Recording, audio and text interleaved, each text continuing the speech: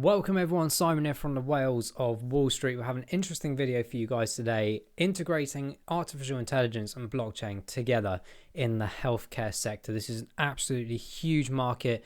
We'll be going through some statistics, certainly some interesting growth patterns over the next 6 or 5 years leading up towards that 2030 mark, a nice rounded year number.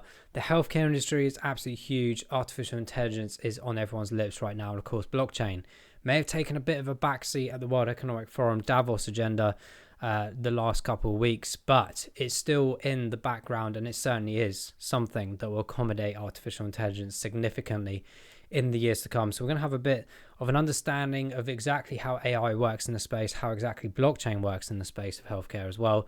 We'll integrate those two elements together, and we'll go through the market data as well as to why we're so interested, not just in investing in certain crypto assets that are relating to these particular areas and sectors, but also just the general interest of how far we are coming into this area of evolution, moving forward into this sector and beyond. So it's absolutely phenomenal. So bear with us. Let's go straight into the topic. If you haven't done so already, make sure that you smash that like button and also subscribe to the channel if you haven't done so already. Welcome if you are new, and welcome back if you've been with us for some time. Flying through the videos here. This is 840 number video going out today. So fantastic progression here. Welcome and enjoy. So guys, let's go straight into this as a topic. First and foremost, if you haven't used this before, I've mentioned this many times in previous videos, Crypto Slate. This is where I actually found out about Solvecare, which we'll go into in more detail shortly. It's a good area of interest to different sectors and industries that you can find multiple different crypto assets that are relating to these. Bit of a market overview, and of course you can then pass those on to CoinMarketCap to do a bit more due diligence and research on these as well. So first and foremost, I kind of really wanted to talk about the aspect of healthcare within the utilization of AI and blockchain. So first and foremost, the artificial intelligence aspect here.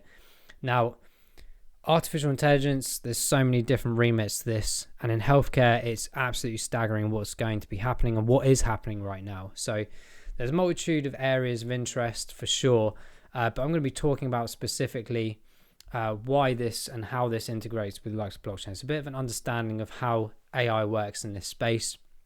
So at the moment, it's not fully integrated as we fully know. Of course, it's not quite there yet, but it's certainly on the verge of this integration happening. So many of you out there might invest in specific artificial intelligence crypto assets or AI stocks in general, or just have a generalized excitement or interest in this area. But there's so many critical areas and pillars to this in the healthcare sector. One was a really interesting documentary I watched the other day about diagnostics. It's absolutely fantastic. So obviously blood samples, we're in a machine, the AI is doing its thing, and it's determining what course of action this person should go to. Whereas usually a doctor or a clinic professional would look at these data and make their decisions based on that. But AI is slowly but surely taking over that aspect. It's still in a trial period. So that's why I say it's not quite here yet. It's on the verge. And this is just one element. We'll go into many of the others in more detail shortly. But the important thing here, and we'll go back to the point of blockchain's integration with AI on this specific, is the ability for things like machine learning and deep learning. So these are two critical areas of the development of artificial intelligence. Again, I've worked in these sectors. I've seen it firsthand how it works. It's actually quite phenomenal. My first experience of seeing this in action was probably about 5 or 6 years ago. It has been around a bit longer than that, but certainly the integration of this in the public sectors, public space, streets, etc. You may have seen articles about facial recognition, biometrics, all this stuff has been very much on the verge of being progressed and implemented, along with legislation, regulation, all these things. All these reasons why AI hasn't quite got over the line fully yet. We're seeing snippets of it, but it's nearly here. So machine learning is basically, if you think about the step-by-step process, you are starting off inputting data into the artificial intelligence systems. And over time, the machine, for a better word, it's not necessarily a physical machine, it's usually a software application, will start taking this information on board and start learning as to what is right and what is wrong. A lot of that is human interaction and input making those decisions at this moment in time. But at some point, if not already, which it has started to do, particularly in the military aspects of making decisions about certain things and certain scenarios, it will start making those decisions for us based on the data that we're inputting. That will start reducing significantly, and it will start learning based on analytics of results, answers, all of these things. So it's basically gone past that point now of us putting more data in ourselves, and the machine is starting to learn for itself. It's evolving. The evolution is absolutely staggering, and it's teaching itself. Okay, so remember that point. The next part is deep learning. This is where it can take information, whether it's physically, visually, whatever, and process that and give a result to this as well. So in the healthcare industry, this is quite interesting. So machine learning aspect, you've got things like the diagnostics elements of this, learning about, okay, what are the variables of people as individuals? Like my metabolic system is very different to someone else. And when we're looking at things like cancers or diseases, there's so many variables as to why this has occurred within us, whether it's hormonal or whether it's genetic, whatever it might be, environmental, so on and so forth. It's learning this all the time. The deep learning aspect comes from a biopsy, for example, analysis of an imagery. Again, going back to that point that at the moment, professionals will look at images and make a decision based on what they see. And they've seen it maybe hundreds, if not thousands of times. So you do tend to get a very fairly accurate response to that, but not always, because then you need to have a biopsy to confirm things. It takes time. And unfortunately, mortality opportunity does increase with more time that you give in certain areas. So when we have machine learning and deep learning ability, we speed that up significantly. And throughout the data process, which heavily links with blockchain in a minute, really becomes apparent in how this can truly evolve the health and medical centers, healthcare systems, and us as patients moving forward as well. You've got aspects of AI related to things like robotics as well. We're seeing more and more robotic surgery, keyhole surgery, nanotechnology. I interestingly wrote, when I was a child, I was writing strange things about nanotechnology, and someday you'll be injected with bots and they will go and attack the cell or whatever it might be. And lo and behold, now today's world, we are seeing more and more of that occurring. But it has to be initiated by a decision maker, and it has to be initiated based on data and facts of where we're going, why we're doing it, what needs to be done, and needing it to be done quickly. And when we can do this motion successfully, this will happen more repetitively, it will happen more efficiently, it will happen quicker, and it will happen more in mass as well. So we can not have these long waiting times, long lists of waiting to see a doctor, etc. You could go in, have something done really quickly, and it out again. And all the analysis, the results are done based on AI, your reporting, your medical records, everything, all interlaced. We'll come back to that point in a minute as well.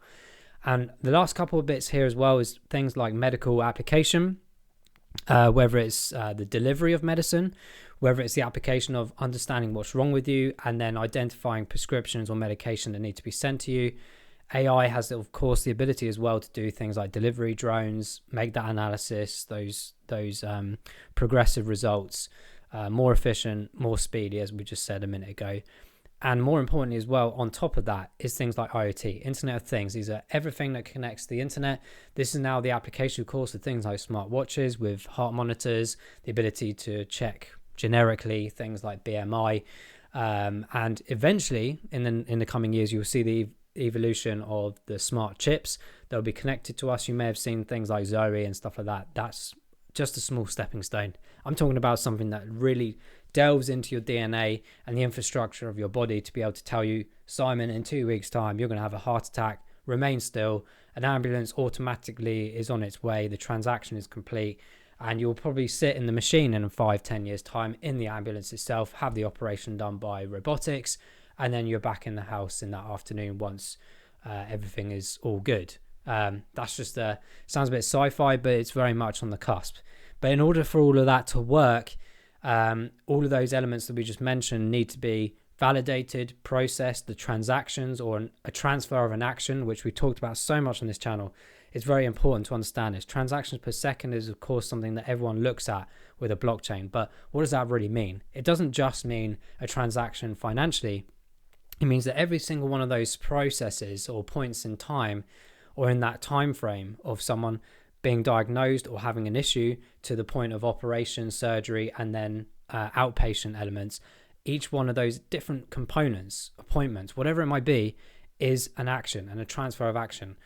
And collectively, again, back to blockchain in a minute, we look at the interoperability aspect. This is very interesting. A very powerful mechanism needs to be in there because so many records are on different databases, different healthcare centers. You might be abroad, and it becomes very complex. So this kind of answers almost the question as to why we're not ready right now. There's many elements to this. There's cost. So the cost of implementation of artificial intelligence. Education knowledge is huge. And this applies to everywhere in blockchain, man. I've been to so many different events, even top governmental level events. I was a very interesting one last week where a couple of MPs were speaking in the keynotes and suggesting that we're still at the development stages of education knowledge. Not even just at school and college and university level. I'm talking about the high levels of understanding what is and isn't acceptable, what's morally acceptable, not acceptable, and just how does this all actually work. And in the healthcare sector, you're messing with people's lives, obviously. So this is even more of an intuitive area that needs more and more discussion before it's like fully integrated. So we're definitely on the verge, but there's all these things. There's law, there's legislation, the trials of it as well. So many variables, as I just mentioned earlier about people. I'm not a scientist, but I do certainly understand, through personal experience, unfortunately, with the aspects of hormonal cancers or cancer in general, and the elements of healthcare in general. Like there's so many variables, and it's dictating or picking out that information or having it put and infused into one area for it to be deciphered, encrypted, or decrypted, to make those answers, those results, to make clinical decisions with 100% or the best accuracy possible. So many variables. And of course, in the healthcare sector, pharmaceuticals, without going into too many conspiracy theories and anything like that, of course, we know there's rifeness with greed, potential reduction or lack of accessibility for many reasons, whether it's fraudulent medicine or it's just not on the markets, whatever. There's misunderstandings of all these different things as well. And this is where AI can play a big part in this.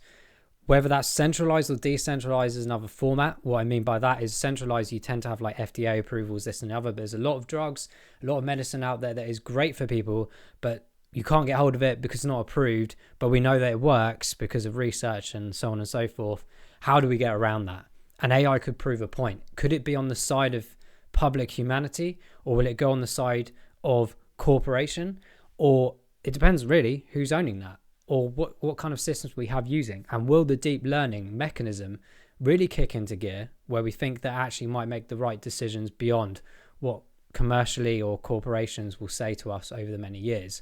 And the other aspect of why this hasn't taken over yet is arguably jobs. Now, there's a lot of nurses, a lot of medical practitioners, etc., like in any industry. And I'm going to be doing a separate video on AI, blockchain, replacement of jobs, all these things. What's the association with basic universal income, the World Economic Forum's plans? How can we really sustain a world with none of us or most of us are not working, but we're still getting paid? That's a big topic, but in general, there's a reason why, particularly right now, AI and blockchain in particular is still in that evolution stage. It's still in the growing stage because we don't want to take out too many people too quickly. It's a harsh fact that we are having these kind of jobs replaced across multiple sectors and industries, and healthcare is no different. It's suspect still to these same things that we're talking about in other areas. So we've got to think about that. Well, I say we, I'm not doing it. The governments, politicians, whatever, the healthcare sector in general need to think about this in a bit more detail as to not doing it too fast, because then we lose all those jobs. And then where do all these people go? So there's all these things to consider. And as I said, legislation, regulation heavily in the EU right now, and particularly in the UK. We've got these laws and legislations passing through about the usage of artificial intelligence, even cryptocurrency and blockchain as well. It's all part of the plan, and it's certainly part of the plan for 2025 onwards, which is why I thought I'd bring this video out now, because we can start analyzing the different kind of asset availabilities and what's on the horizon for both these areas technologically. So we've got those aspects there. We got things like digital health records now. Of course, that accelerated significantly through the pandemic. More and more people now use the app when they thought that they wouldn't. But hey ho presto, you've got historic data, only small amounts of it. But if AI and blockchain can work together on this, it could help significantly. So we come back onto this point now of blockchain in general. Now we know that blockchain can validate, process significant amounts of data. It can also hold data. And AI needs to get information from somewhere. As I said, it moves itself away from human input. It now needs to have computing mechanism or quantum computing, which is essentially what blockchain arguably is in the back end of things. And it needs to take its data and information, its reporting infrastructure from somewhere. So there's loads of different things that blockchain can provide as a service in the healthcare sector. You've got the ability to kind of coordinate the aspect of patient information. You've got providers aspects on there. You've got insurance companies that perhaps need information around fraudulent activity or potential fraudulent activity, or the insurance of a person based on proper information. Whereas at the moment, someone could potentially manually put information that's not correct or falsified, and there's not maybe a 100% accurate way of checking that. So it works in both ways. It can work for the public and the patient aspects. It can also work for the corporation, insurers, and all those kind of areas as well. And of course, there's areas of the supply chain mechanism. We talk about that a lot on the channel in terms of the tokenized aspects, or seeing where something has come from to avoid fraudulent activity. I guess what's the word, I suppose, for counterfeit kind of medication, all of these kind of things could potentially, hopefully, be eradicated from the systems as well. Just from where has this medicine come from? How has it been made? What's gone in it? And again, a transparency perspective is very important, because the last few years, I'm not going to mention the name of it, but a lot of people are questioning what was in certain vaccines and things. In theory, again, back to that centralized, decentralized control mechanism, we should be able to see exactly what was in that, where it's come from, when was it produced, and ultimately AI can decide for us whether it's worth doing or not, because it's not always for everyone. Again, metabolic rates, DNA aspects, all of these things can have different adverse effects, and a lot of that is done on trial methods and information, data, history, all of these things, and they can be held on blockchain, right? So you got the aspects of holding data, you got the aspects of documentation through smart contracts back and forth based on your medical history, what needs to be done. You can take that around the globe with you. You have access digitally to it. Eventually, smartphones will be replaced with retina displays, DNA patches, or DNA RFID chips, all of these things. So think about that when you're walking around and a sensor has picked up your motion, or you walking through something has gone, oh, you don't look very well, or your thermals are too high. All of these things, which are all mostly in play through surveillance and monitoring at the moment, will go to that next level. So you've got all these areas of interest as well. Interoperability is a big thing. Again, first hand on this is you could go to one hospital and then another and find out they haven't talked to each other, i.e. they haven't sent your documentation, or they haven't confirmed that you need to go to another department, but you haven't transferred that information, so that oncologist or medical person may not have the full accurate information. So they just go, right, you're a person, you've got this problem, I'm going to give you this answer, when actually the answers over here really needed to come into here for you to go, oh, actually I understand this a bit more, and the different types and this, that, and the other, you need to go down this path. A lot of that takes a lot of admin concentration, a lot of time. It takes up certainly a lot of nursing and medical time. And ultimately, the key thing here is patience time.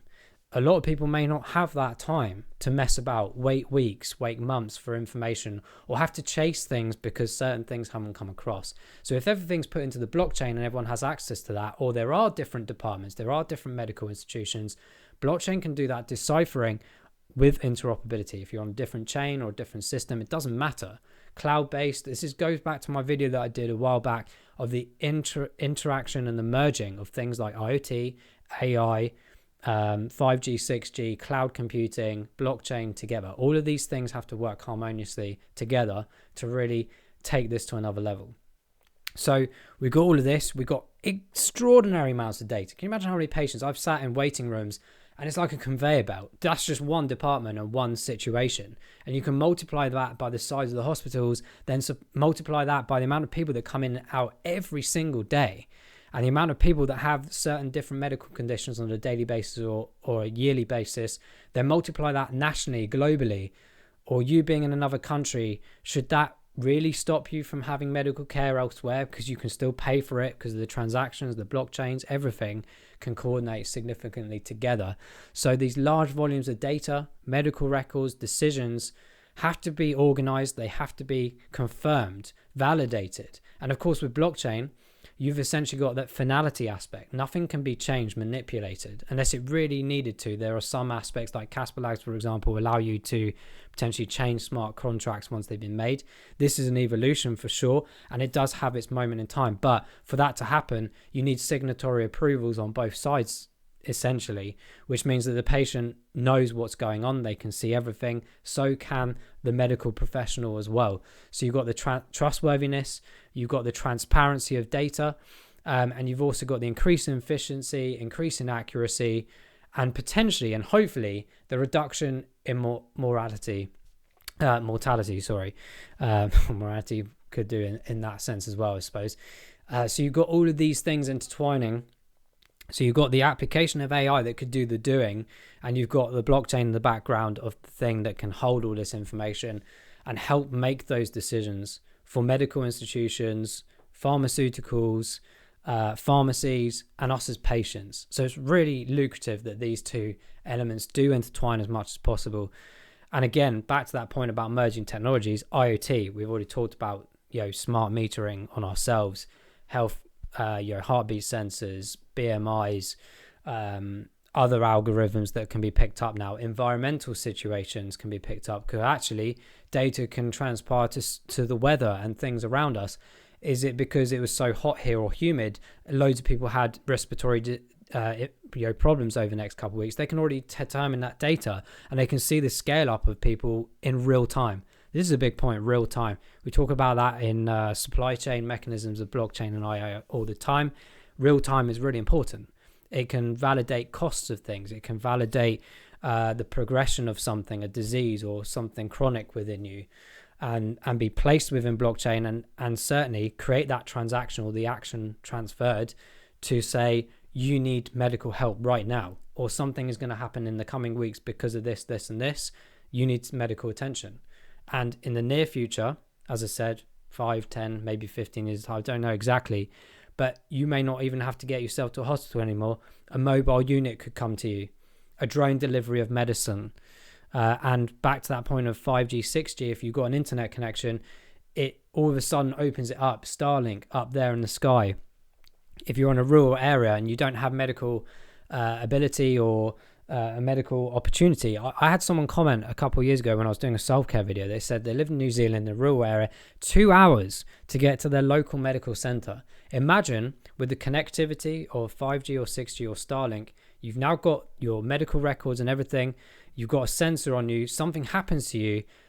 Nothing can get to you in time, maybe not, but a drone could potentially bring you an injection or medicine, whatever it might be, in that period of time. Battery capacity is increasing significantly over this period. So there's loads of really cool areas of evolution here and increasing that efficiency. So we got AI and we got blockchain. And I'm doing this video because someone mentioned a comment below earlier today. I had on this my agenda, but I thought if it's fresh in the mind, let's get this out there. So those are the two big components. I just want to really quickly shout out some really interesting statistics here. So, of course, the healthcare market is absolutely huge. It's absolutely massive.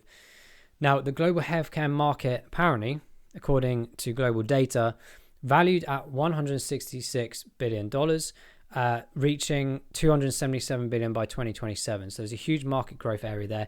The whole global healthcare, medicine, pharmaceutical, everything is worth about 7.7 trillion. It's way beyond that number now, dollars worth. It's absolutely significant. But breaking those two areas down as well, you can look at the components individually, AI and blockchain within those medical spheres.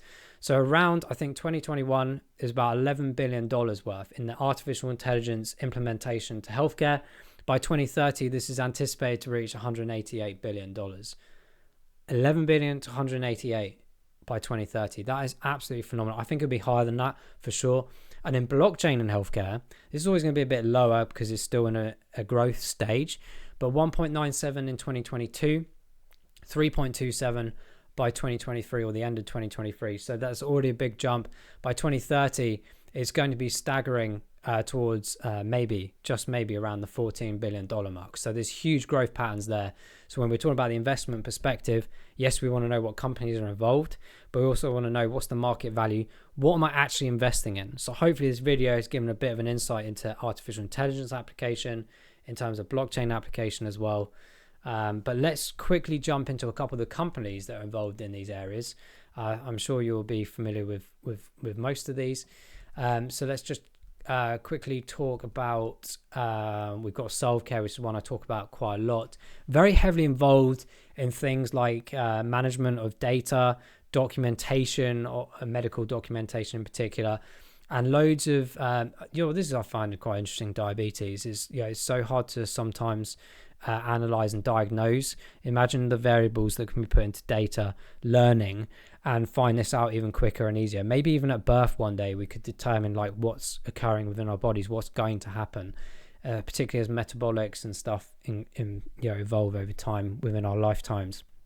And payment infrastructures towards medicines and medical care, and vice versa. It works both ways. Solvecare at the moment is on the market for sure. You can definitely check out the latest prices. I'm going to go into huge detail, cost and price wise of each of these individually, but this is one I've been holding for a long time. There are others like Mediblock, again relating to medical passes, data.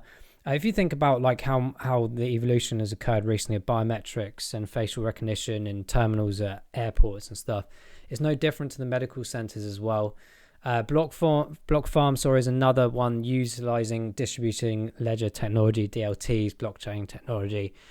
This is more actually about the data input, the data algorithms and accumulation of information, which is where medical application really does take control, in the sense that you've got access to systems that have been verified, processed, find out the data that you need, the analytical data, and all of those areas as well. And of course Hedera does a lot in the healthcare sector, not necessarily just by itself, but the ecosystems that are building within it are very heavily involved. But again, as I said earlier in the video, it's definitely worth having a scan through the likes of CryptoSlate. I think you can do something similar through CoinMarketCap as well. But as I said, Solvecare is one that I've been holding for some time. We'll do a individual update video on those guys very soon. But I think the principle right now is for you guys out there to understand a bit more detail about the application of artificial intelligence and blockchain in the healthcare sector before you make those investment decisions. Because once you know those two areas of information, you can make more definitive analysis in your minds as to what companies would be best suited moving forward in this area. So I've mentioned a few of them there. I do individual videos on some of these already, so that's why I'm not going to go into huge detail on them right now. But I think this topic is fascinating. The market value is significantly going to increase over the years to come. But more importantly, this evolution technologically wise is phenomenal. And the healthcare sector is going to be a huge part of this, as is blockchain and AI integration with those as well.